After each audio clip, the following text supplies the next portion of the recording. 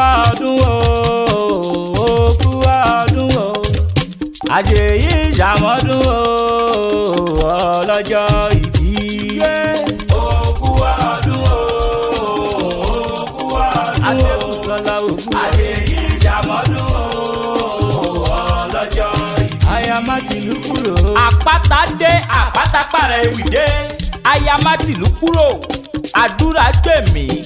Adébùsọ́lá Ganiyat Abíọ́dún mo kí ọ kú ọdún o. Bọ́dún bá yípo ọdún adùn fún tilé tóko, ọdún adùn fún mùtúmùwà. Ọdún tuntun bá ọ láyé, máa dúpẹ́ lọ́wọ́ bàbá òkè. Ọ̀pọ̀lẹ́jọ́ wáyé nígbà kan tí wọn ò sílé ayé mọ́. Kì í ṣe pé a fi ń yọ̀ wọ́n, a fi ń bá ọ dúpẹ́ lọ́wọ́ Ọlọ́run ọba ni àánú lórí gbà. Wọ́n jẹ́ kó máa yé mi wípé onínú ire afúnimáwo bẹ́ẹ̀ ni wọ́n ń ṣe. Ṣé bí ìwà ire rẹ ló jẹ́ kí gbogbo ọmọ rẹ̀ ó máa yan rere? Ayatolúlékè Adéwálé Mátìlú kúrò.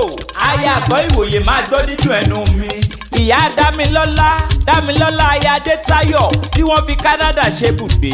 Abọ́ládé Junior náà ń kọ́ ọmọ rẹ̀ ló ń ṣe Canada lòun náà ti ń yọ̀tọ̀. Bébí ọ̀bí ọ̀sì ń kọ́ arẹwà lóbìnrin. Abíọ́lá Ọlámídé ọmọ Mátìlú kúrò. Ọlọ́jọ́ ìbí máa gbọ́ òkú ọdún òní lọ́dún rẹ̀. Àbúrò rẹ̀ àbígbẹ̀yìn ìyá rẹ̀ lórí kí n wá máa kí ọ.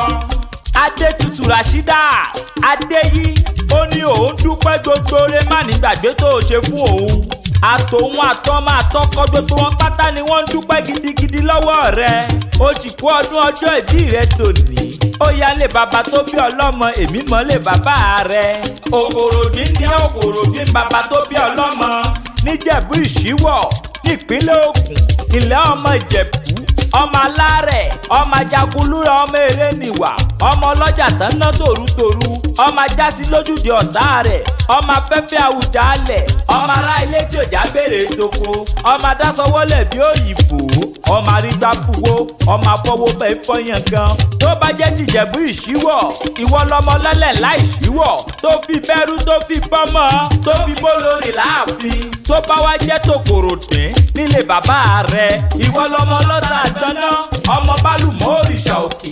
Àṣèyí ṣàmọ́dún, àṣàmọ́dún ṣẹ̀mí, ire lójú rẹ̀ ó máa rí. Yíyẹ báyìí ní yẹyẹlé ayẹ ọ̀kalẹ̀.